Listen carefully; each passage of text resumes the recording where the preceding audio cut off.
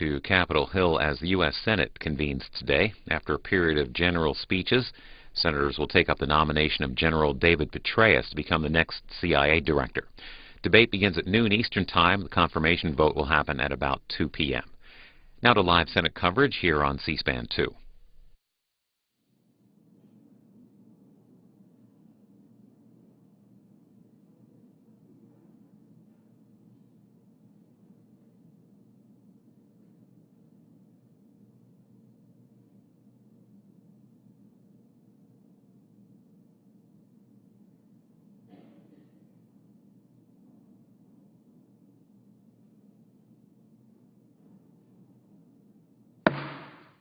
The Senate will come to order. Our chaplain, Dr. Barry Black, will lead the Senate in prayer.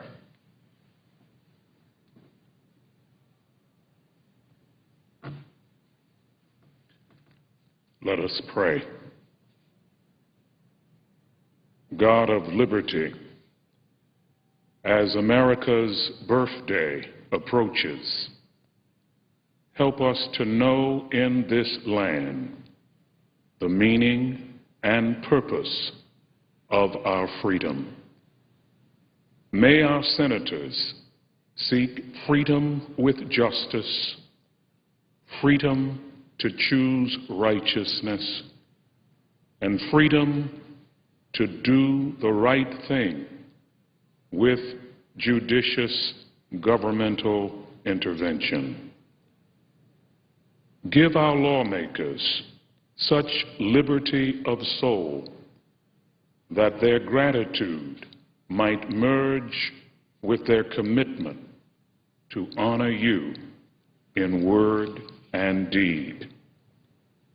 Give each of us a sense of responsibility for his or her share in the democratic processes as we earnestly seek for good government, exercising our influence responsibly. And Lord, we pray that you would bless the members of our departing Page class. We pray in your sacred name. Amen.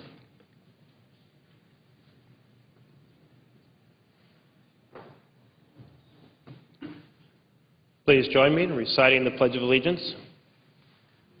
I pledge allegiance to the flag of the United States of America and to the republic for which it stands, one nation, under God, indivisible, with liberty and justice for all.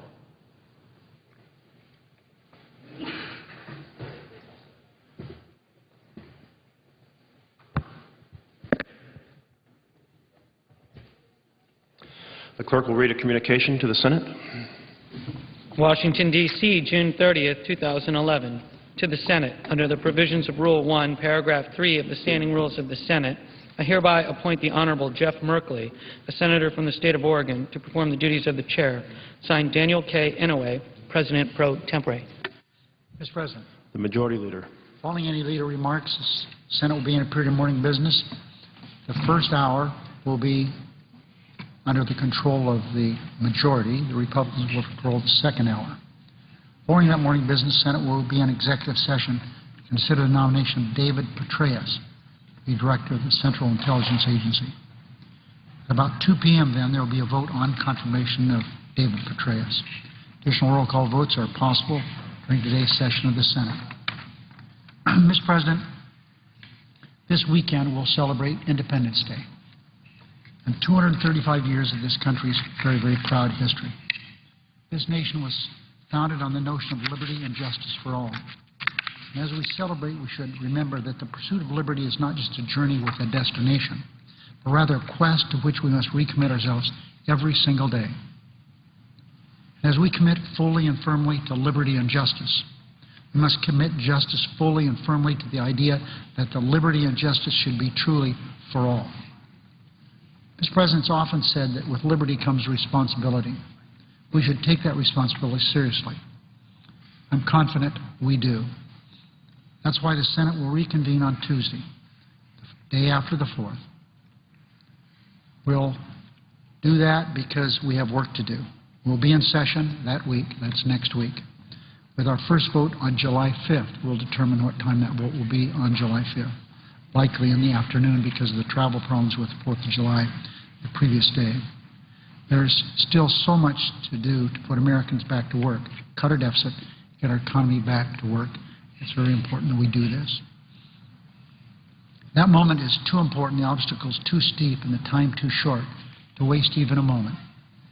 I hope my Republican colleagues will put politics aside and help Democrats fulfill Congress's responsibility to the American people. There are some Republicans in Congress who say the United States government has less responsibility to pay its bills than struggling families all across our great country.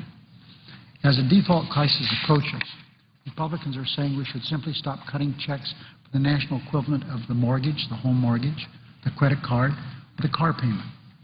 Republicans say this crisis is about spending more or growing government. They're wrong. This crisis is about paying the bills for things we've already bought. For example, a decade of tax breaks for millionaires and billionaires, a war of choice in Iraq, a war in Afghanistan, those tax cuts for billionaires and millionaires and the wars unpaid for. And what they aren't saying is what the consequences would be of such an irresponsible decision to not pay our accrued bills. Remember, Mr. President, the bills we've already accumulated, run up.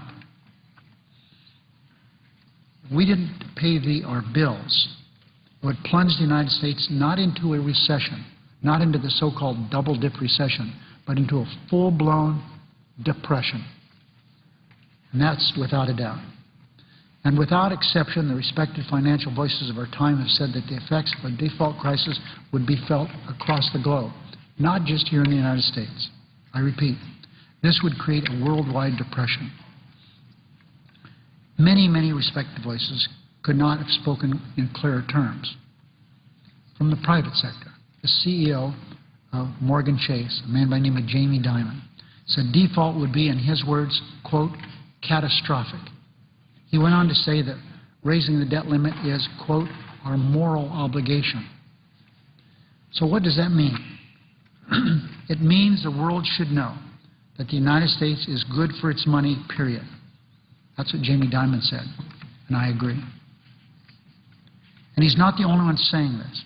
Business leaders have said it, economists have said it, banks have said it, and Republican advisors to Presidents Reagan, the first George Bush, they've said it. And perhaps more importantly, credit rating agencies have said it.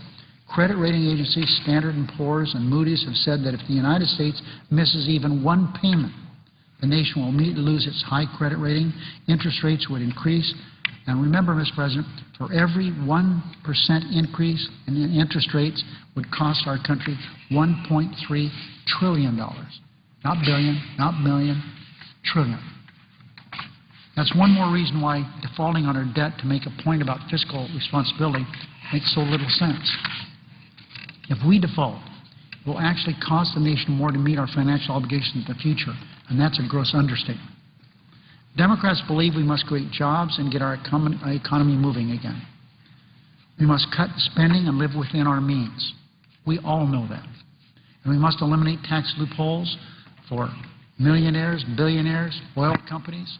Republicans must not put the economy of this country and the world at risk for the sake of protecting special interests and the big donors.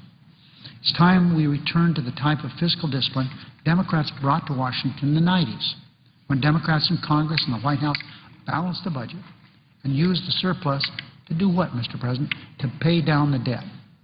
We were being criticized for paying down the debt too fast.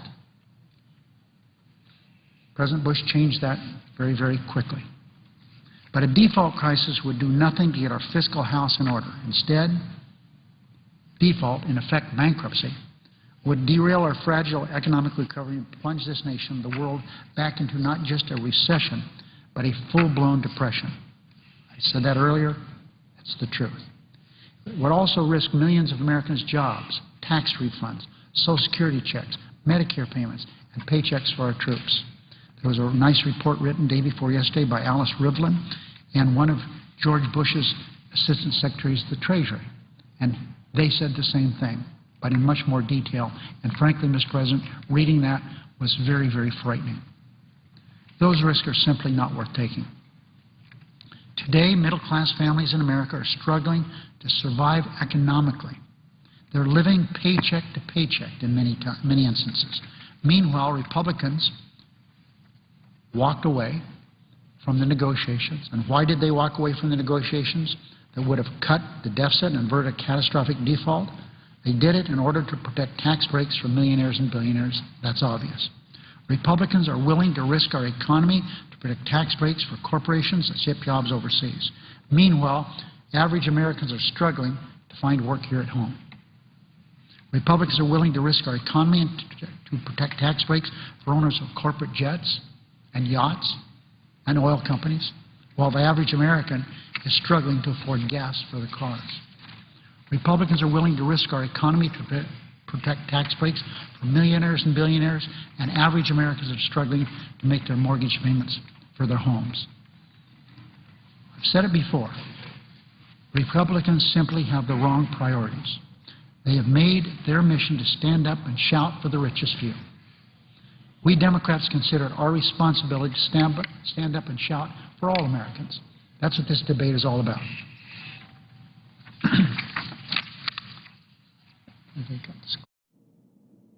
This has been cleared by my counterparts, Senator McConnell. Therefore, I ask unanimous consent the order of Wednesday, June 29th, with respect to the Finance Committee today be vitiated. Without objection. That was a quorum, Mr. The clerk will call the roll. Mr. Akaka.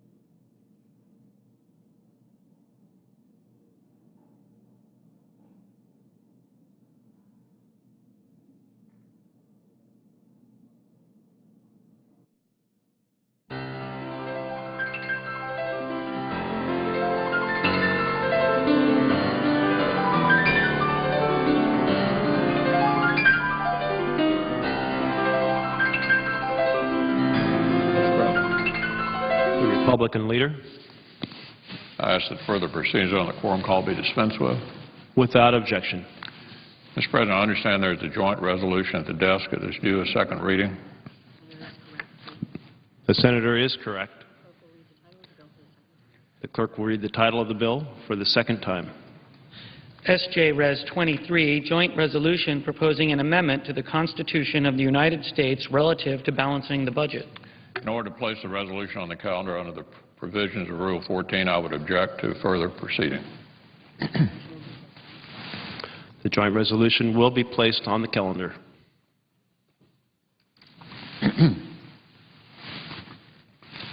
Mr. President, today I want to speak about a young man from Corbin, Kentucky, who gave his life in service to our country. Lance Corporal Timothy Matthew Jackson, a United States Marine, was tragically killed while conducting combat operations in Helmand Province, Afghanistan, on September the 30th, 2010. He was 22 years old. Lance Corporal Jackson was deployed with the 2nd Battalion, 9th Marine Regiment, 2nd Marine Division, 2nd Marine Expeditionary Force, Fox Company, based out of Camp Lejeune, North Carolina. For his heroic service, he received many awards, medals, and decorations, including the Purple Heart, the Combat Action Ribbon, the Marine Corps Good Conduct Medal, 3 Sea Service Deployment Ribbons, the Afghanistan Campaign Medal, 2 Iraq Campaign Medals, the Global War on Terrorism Service Medal, and the National Defense Service Medal. Lance Corporal Jackson, who went by his middle name Matt, attended Corbin Elementary School, Corbin Middle School, and Corbin High School, where he graduated in the class of 2007. Many who knew Matt in school knew of his desire to serve in the military after graduation. He was an enthusiastic participant in his school's Junior Reserve Officer Training Corps. All he ever wanted to do when he graduated was join the Marines and serve his country, and that's what he did, says Colonel Rick McClure, Matt's senior instructor in Corbin High's JROTC program. Matt was an outstanding young man.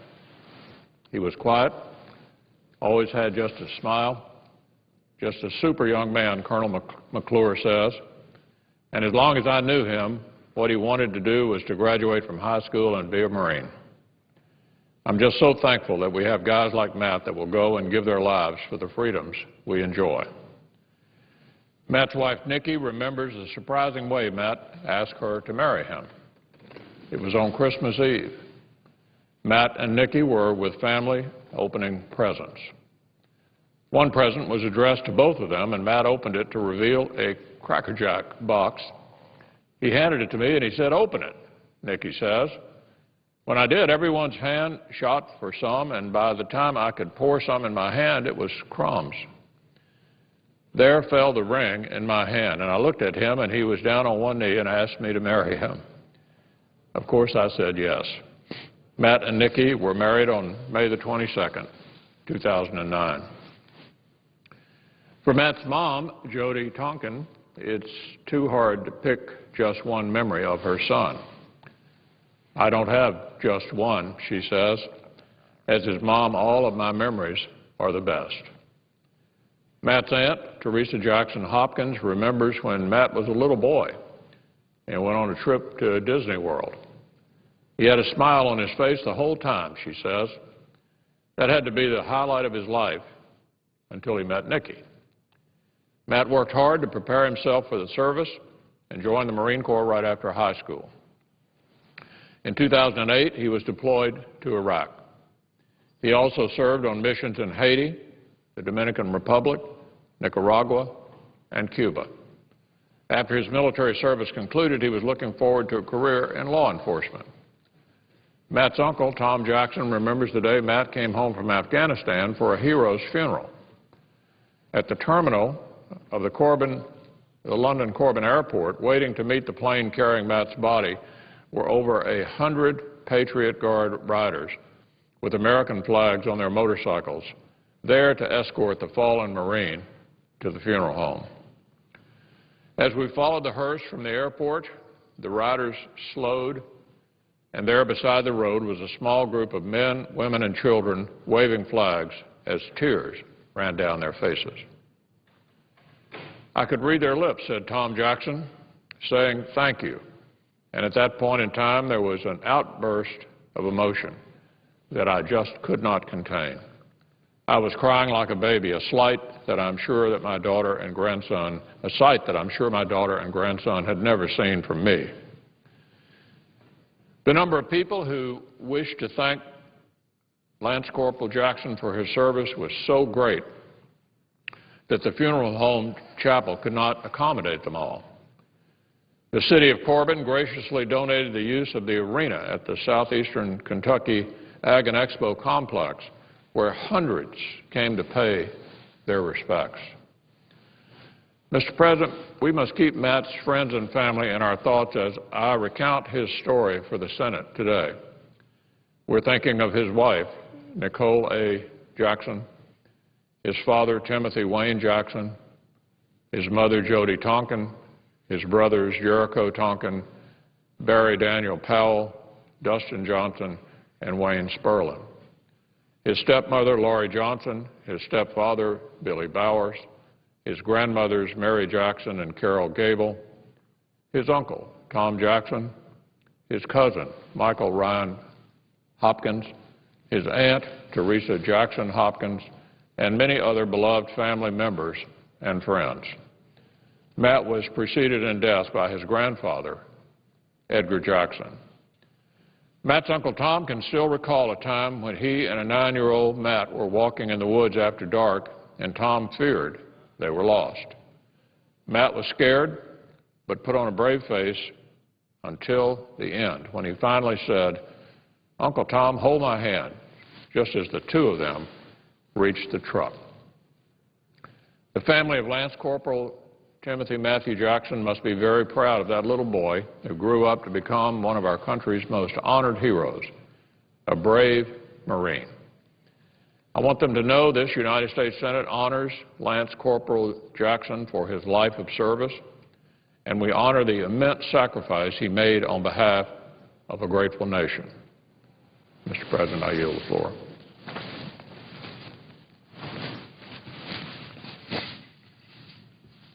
I suggest the items before. The clerk will call the roll. Mr. Akaka.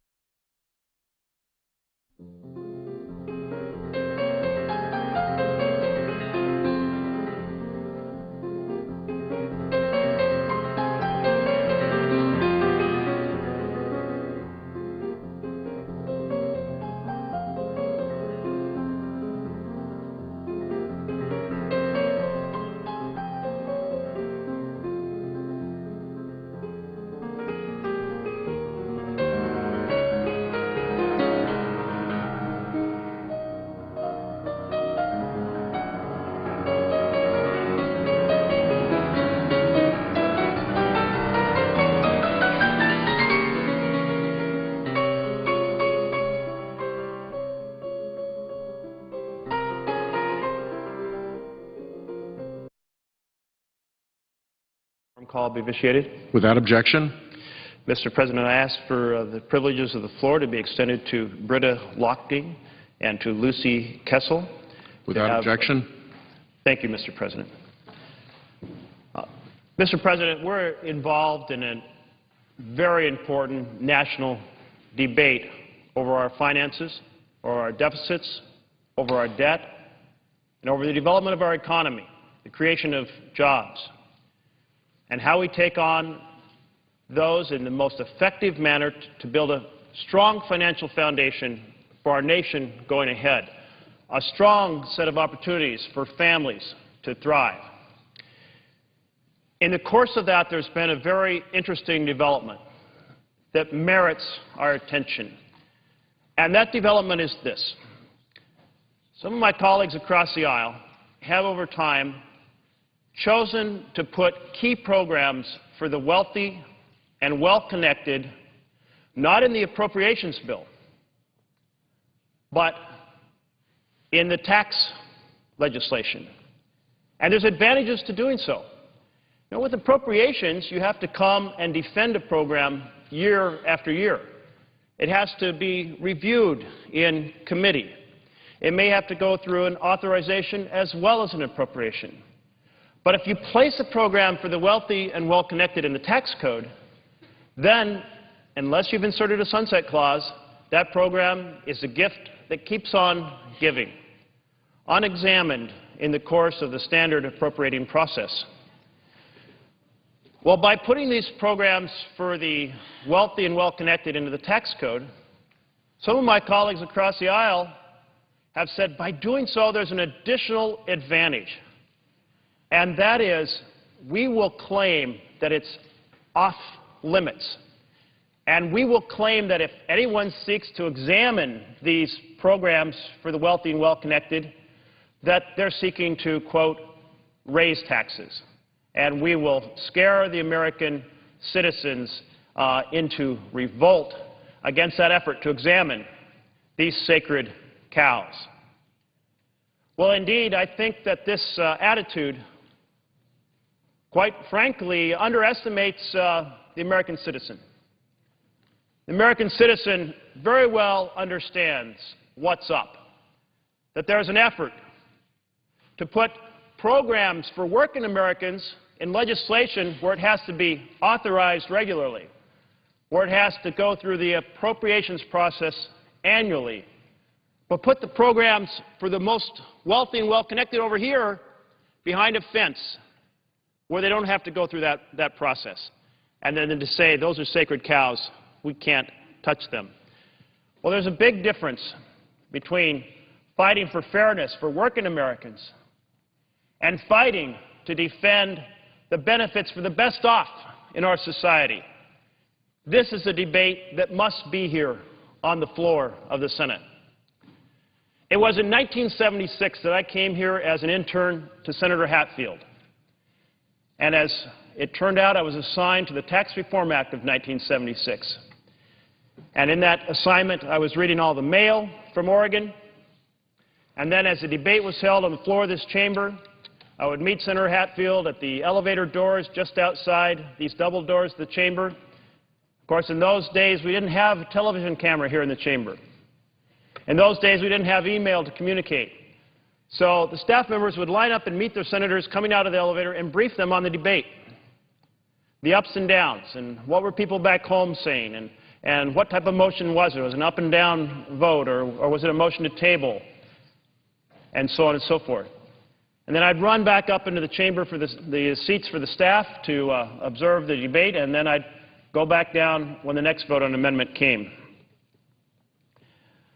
That review in 1976, it was a tough discussion, because any time you talk about cutting a program, anyone who benefits from that program is very upset. But there was an understanding on both sides of the aisle that we owe it to the American taxpayer to spend every dollar in the best possible fashion, and therefore that there can be no fence walling off the programs from some from consideration while the programs for others merit full examination. Everything needed to be talked about. Everything needed to be weighed as to the value that it provides. Again, in 1986, 10 years later, a decade later, an even larger effort, a major effort to examine every tax program, whether it's one that benefited people here or people there, to weigh it in the context of our fiscal responsibility to this nation. And it was Senator Packwood from Oregon, who was head of Finance Committee, who led that debate here on the floor of the Senate. I want to emphasize that Senator Packwood was a Republican. Republicans back then believed in fiscal responsibility. They didn't believe in setting off one part of the tax code for the wealthy and well-connected that would never be examined again, while the programs for working Americans, they were on the table. No. They looked at everything across the entire spectrum. So here we are, not in 1976, not in 1986, but here in 2011. It's been a quarter century since we've had a serious review of the programs embedded in the tax code. I must say, we have every reason to examine every program funded, whether through the appropriation code or the tax code, because we face serious, serious financial circumstances.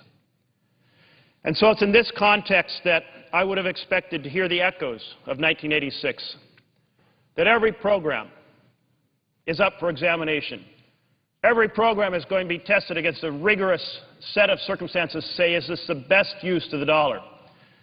But instead, my colleagues across the aisle have taken the position of putting up a very high fence around the tax provisions for the wealthy and well-connected, saying that is their number one goal.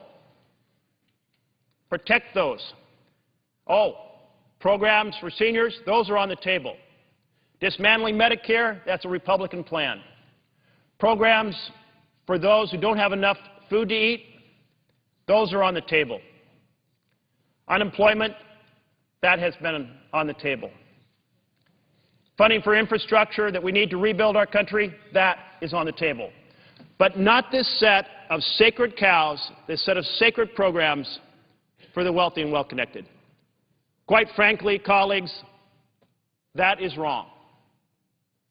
That must change. And we must carry that debate here on the floor of the Senate, as our colleagues did a quarter century ago, as our colleagues did 35 years ago. So when it comes to these programs, there must be no sacred cows, and there must be no sacred horses. I'm going to put up a chart.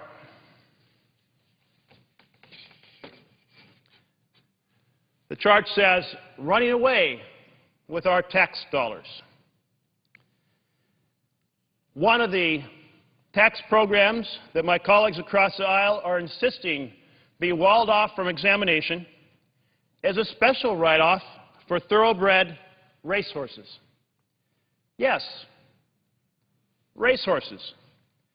This is the bluegrass boondoggle, which allows millionaire and billionaire racehorse owners to write off the cost of their horses in an accelerated manner, reducing the normal 7-year period for write-off to just 3 years. Well, this bluegrass boondoggle will cost U.S. taxpayers over the course of the coming 10 years $126 million.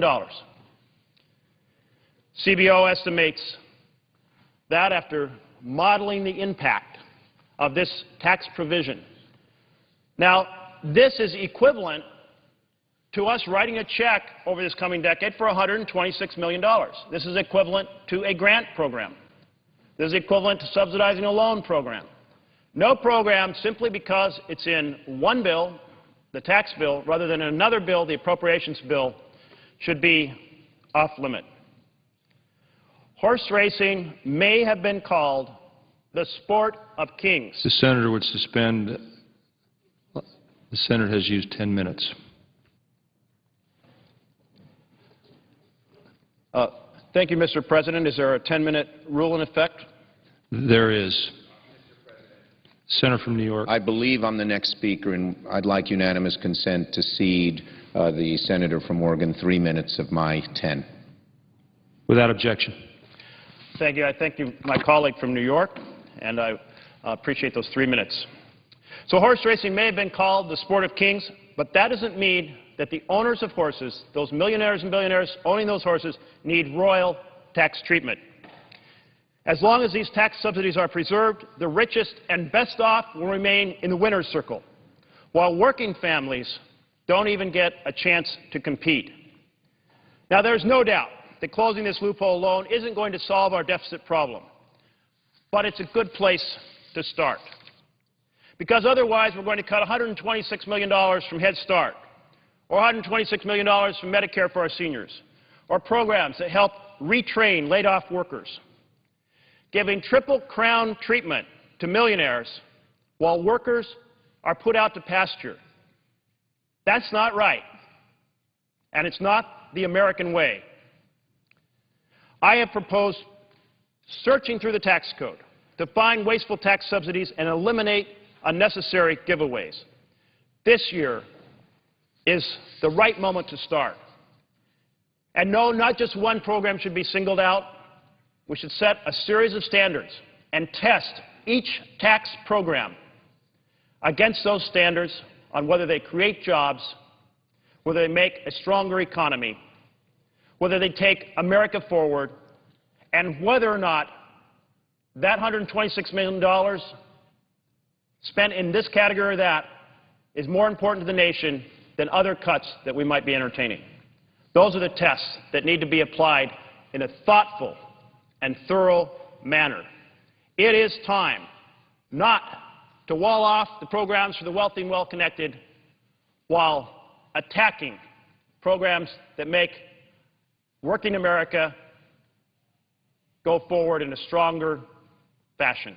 Thank you, Mr. President. Under the previous order, the leadership time is reserved. Under the previous order, the Senate will be in a period of morning business until 12 noon, with senators permitted to speak therein for up to 10 minutes each, with the time equally divided and controlled between the two leaders or their designees, with the majority controlling the first hour and the Republicans controlling the second hour.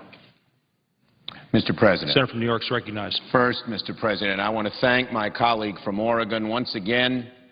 He is forthright, he is courageous, he is on the money, and people should listen to him because he says a lot of good things about a lot of subjects, including this one, and I appreciate what he has said. Now, Mr. President, after weeks of stops and starts, we're now approaching crunch time in the debt ceiling talks. I believe that a grand bipartisan bargain is possible, but only if my colleagues on the other side of the aisle take off their partisan blinders. Neither side can afford to cling to their ideological positions any longer.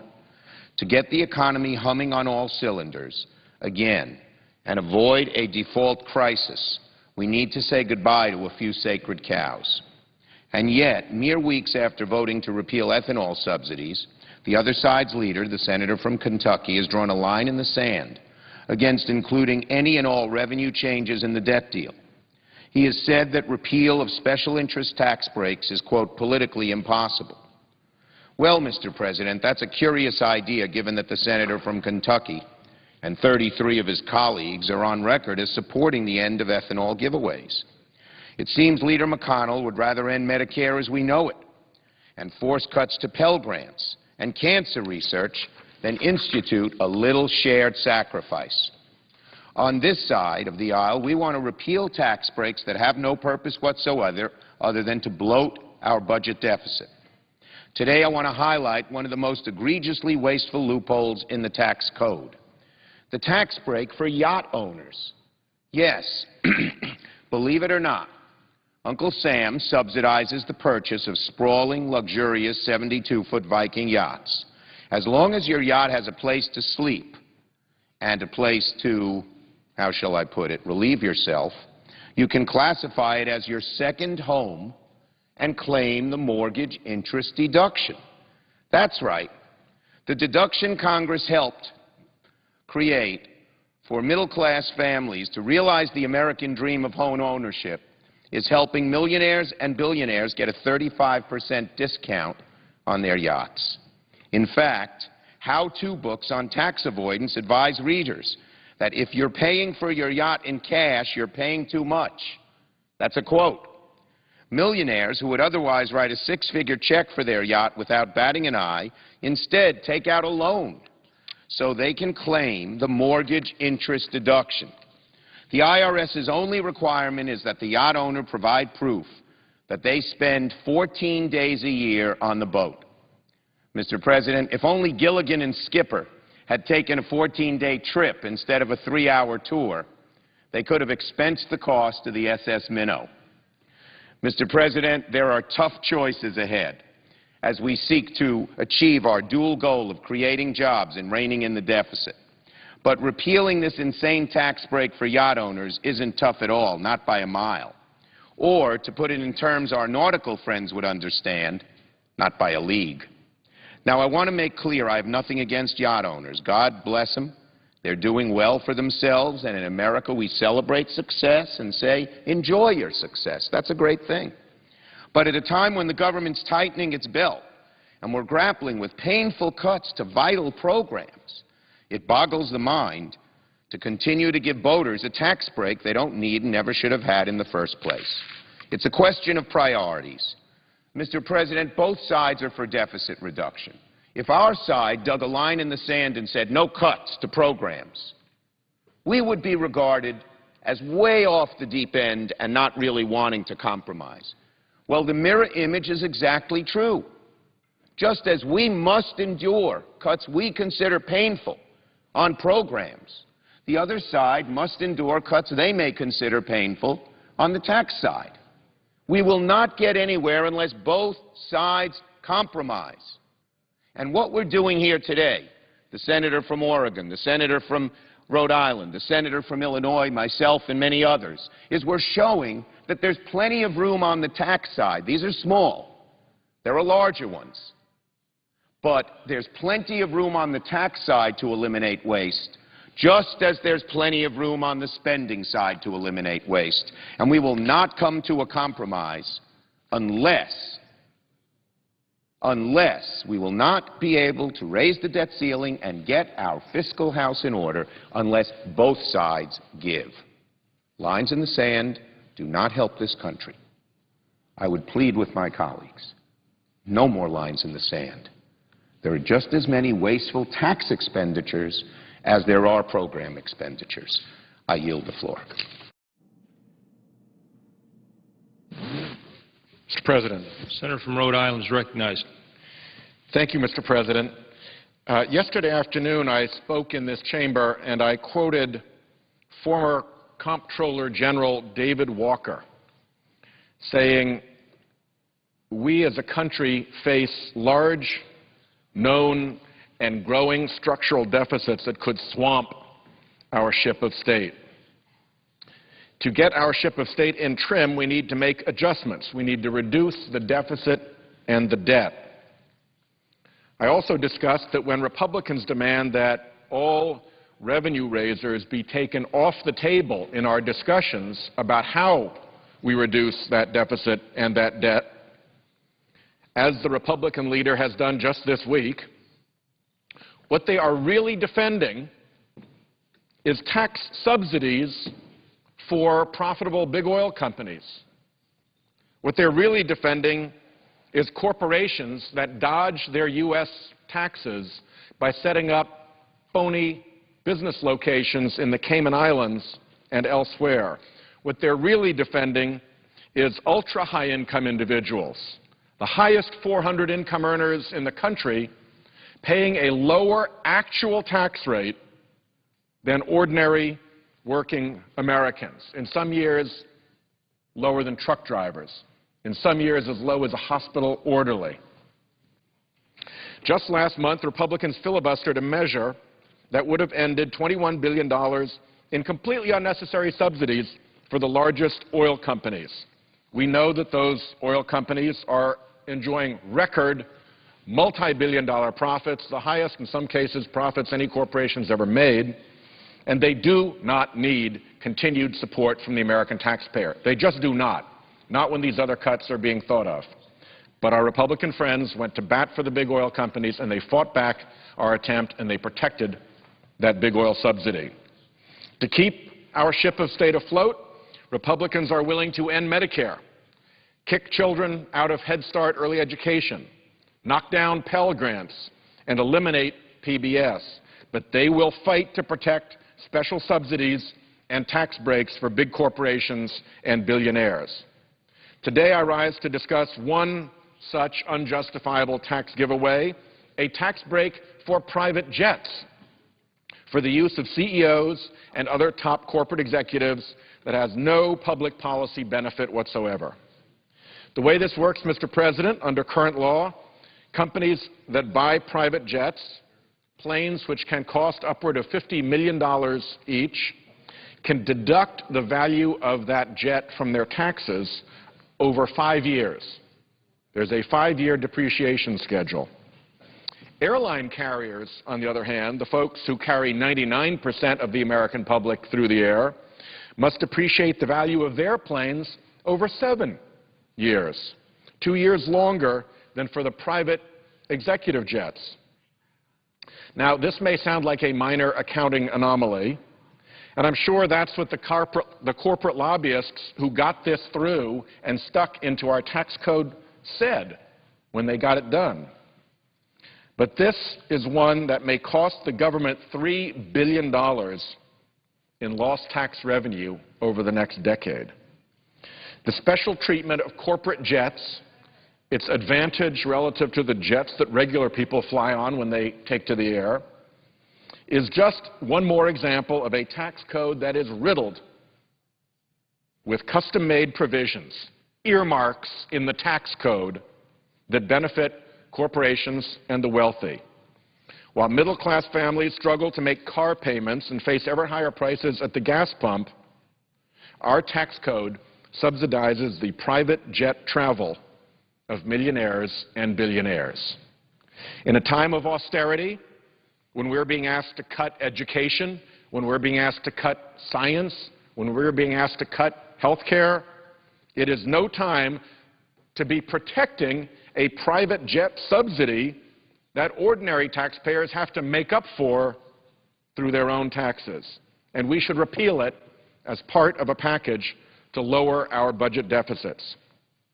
I was disappointed when Senate Republicans rejected our attempt to repeal big oil giveaways, and I hope that they will not do the same when we bring up a corporate jet loophole repeal for a vote. As we continue to debate ways to close the budget gap, I hope that my Republican colleagues will rethink their determination to defend tax loopholes for corporations and the wealthy while they're trying to get rid of Medicare. That is a terrible set of priorities. It is simply unconscionable for them to talk about cutting education and research and health programs while they are fighting on the floor to protect at all costs special interest tax subsidies that are on the books. I thank the chair. I yield the floor. President. Majority Leader. Let me thank my colleague from Rhode Island. So that people understand this debate, we have a deficit problem, serious. We borrow 40 cents from other countries for every dollar we spend. We can't sustain that. Our economy may be the strongest in the world, but it's being called into question every day. Look what's happening on the streets of Athens, Greece, and in Portugal, and in Ireland, because they went too far. They crossed the point beyond which their creditors would not go. They were so deeply in debt that their creditors basically said, we're not going to loan you any more money unless you change dramatically the way you run your country. That's the pain that's going through these countries today. We want to avoid that pain in the United States. And to do it, we've got to address the deficit honestly. We've got to take a look at this debt that we have and deal with it in honest terms. Most people have forgotten the fact that 10 years ago, we were running a surplus in the federal budget. The last 3 years of the Clinton administration were surplus years. And now we're in the deepest debt we have ever been as a nation. We are generating about $1.4 trillion of additional debt every year. How did we reach this point? Well, there are a lot of explanations.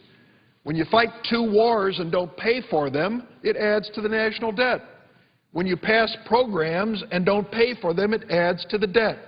When you are already in debt and you give tax breaks to the wealthiest people in America, it makes your debt worse. Those, incidentally, were the 3 policies of the previous administration, which led us to the point where a surplus in 8 years became a deficit, the biggest deficit in American history, 8 years later. So now we've got to address it. What we're saying to our friends on the Republican side of the aisle, for goodness sakes, to end a deficit, you cut spending, right? Right. But to end a deficit, you also cut wasteful tax subsidies. If you listen this morning to my colleagues, you've heard them describe a few. The senator from Oregon talks about, in the tax code, a tax subsidy for people who raise thoroughbred horses. I love horses. I like going to racetracks. But to think we're going to subsidize them at the expense of Medicaid recipients, the poorest children in America, makes no sense. And then my colleague from New York, Senator Schumer, talks about tax subsidies for people who own yachts. For goodness sakes, if we can't float the boat of middle America, help working families across this country survive, why in the world are we giving a tax subsidy to yacht owners? My friend from Rhode Island, who came here and talked about corporate jet deductibility. I'm sorry, I ride jet planes, but they're commercial jets. And the fact that United Airlines and American and the rest of them don't enjoy the same preferential tax treatment as the wealthiest business people in America and their yachts is just plain wrong.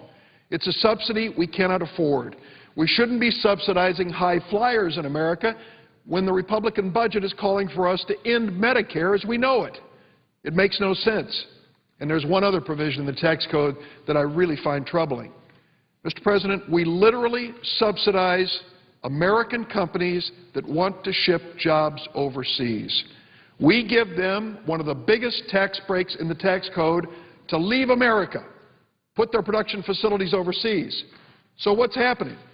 Take a look at what's happened since the year 1999 in the number of foreign employees of U.S. multinational corporations. It goes up every single year, now up to 10 million foreign employees of American corporations. Now take a look at the U.S. employees of these same multinational corporations over the same period of time. Since the year 2000, the number of American employees of U.S. multinational corporations has continued to go down, almost without exception. It isn't just a matter of companies saying, if we build a production facility overseas, it's the right economic judgment for our business. It's a matter of a U.S. tax code that rewards them if they do it. What's wrong with this picture? Why aren't we rewarding patriotic American corporations whose owners stay in this country, employ our people, pay a decent wage with benefits, and want to prosper here? Shouldn't that be our highest priority? Rather than encouraging companies to move production overseas by giving them tax breaks? Well, it's an issue I feel strongly about. I want to end the subsidies to ship American jobs overseas at a time when we're facing unemployment in record numbers in some parts of our country. We should have a tax code that helps companies create and save jobs in America. I ask my friends on the Republican side of the aisle, do you want to stand for the subsidies that ship American jobs overseas, or do you want to stand by American workers and patriotic American companies that want to stay right here at home and create jobs? Those are the choices. And anyone on the other side of the aisle who argues that to eliminate tax subsidies is to raise taxes, come on. What we're doing is giving a tax earmark, a tax special favor to those who are benefiting, whether they own yachts, racehorses, whether they are trying to ship jobs overseas. These are the folks that I think have got to be willing to step up and sacrifice so that we can reduce our deficit and do it in a meaningful way. I see my colleague from Maryland is here, and I, at this point, yield the floor.